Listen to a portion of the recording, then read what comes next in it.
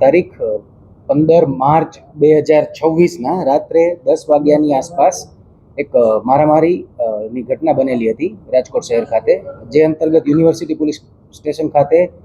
હત્યાના પ્રયાસ બાબતે ફરિયાદ દાખલ કરવામાં આવી હતી અને તેમાં સામેલ 3 આરોપીઓ અત્યારે સાગર જોગરાણા, ગોપાલ જોગરાણા તથા રવિ જોગરાણાની રાજકોટ શહેર પોલીસ દ્વારા ધરપકડ કરવામાં આવેલી છે. આ બનાવની વિગત કંઈક એવી હતી કે આ કામના મરણ જનાર જે ભાવેશ વણવી છે તેમના દ્વારા અમીર જોગરાણા કે જે આ ફરિયાદના મુખ્ય આરોપી છે તેમના વિરુદ્ધ સિચોડાને લઈને ફરિયાદ કરવામાં આવતી હતી વારંવાર, તથા મરણ જનારના એક કૃપાલીબેન નામના મહિલા જોડેના સંબંધો હતા તથા અમીર જોડે પણ તેને ઇન્સ્ટાગ્રામમાં વાતચીત થતી હોય અને સંબંધનો શક હોય, જે બાબતે ભાવેશ વણવી જે આપણા મરણ જનાર છે તથા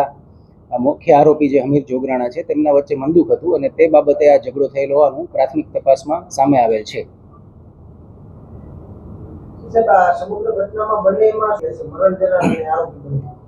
આ કામે જે આપણે 3 આરોપીની અટક કરેલી છે, સાગર જોગરાણા, ગોપાલ જોગરાણા તથા રવિ જોગરાણા, તેમના વિરુદ્ધ કોઈ ગુનાહિત ઇતિહાસ નથી જણાઈ આવેલો,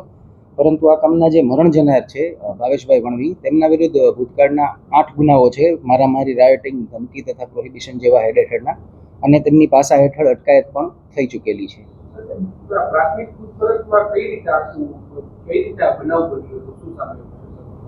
સોરી,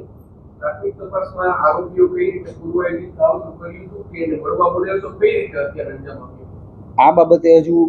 તપાસ, ડિટેલ્ડ ઇન્ટેરોગેશન અને તપાસ ચાલી રહી છે, પરંતુ જે 15 તારીખના રાત્રિના જ્યારે ભાવેશભાઈ તેમની સાથે રાહુલભાઈ પરમાર સાથે બાઇક પર જઈ રહ્યા હતા ત્યારે આપણે દ્વારકેશ પાર્ક મેઇન રોડ પાસે તેમના પર પાછળથી બાઇક પર અલગ અલગ માણસો દ્વારા આવી અને ધોકા, પાઇપ વગેરે વડે હુમલો કરવામાં આવ્યો હતો અને ત્યારબાદ તેમને સ્વિફ્ટ ગાડીમાં નાખી તેમનું અપહરણ કરી અને આગળ જઈ અને છોડી દેવામાં આવેલ હતા. હાલ આટલી જાણકારી મળેલ છે.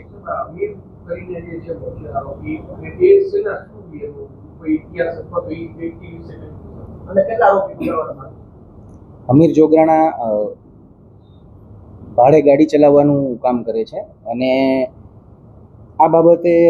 જે તપાસમાં નામ ખુલેલા છે તેમાં મુખ્ય આરોપીમાં અમીર જોગરાણાનું નામ ખુલેલું છે. આ ઉપરાંત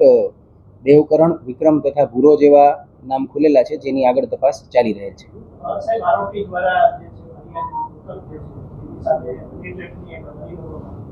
જી, યુનિવર્સિટી પોલીસ સ્ટેશન ખાતે એક અરજી કરેલી હતી, જેમાં અમે વિગત જણાવી એ રીતે જ કે કૃપાલીબેન અને ભાવેશ વણવી વચ્ચેના જે સંબંધો હોય તેના આધારે તેમને હની ટ્રેપની ધમકી પણ આપવામાં આવેલી હતી, જે બાબતે અમીર જોગરાણા દ્વારા અરજી દાખલ કરવામાં આવેલી હતી. આ તમામ આરોપીઓની હાલ અમે તપાસ કરી રહ્યા છીએ. વધારે વિગતો આવશે એટલે જાણ કરવામાં આવશે. તપાસમાં તમામ સંડોવાયેલા વ્યક્તિઓ જેમના નામ ખુલશે એ તમામ તપાસ કરવામાં આવશે.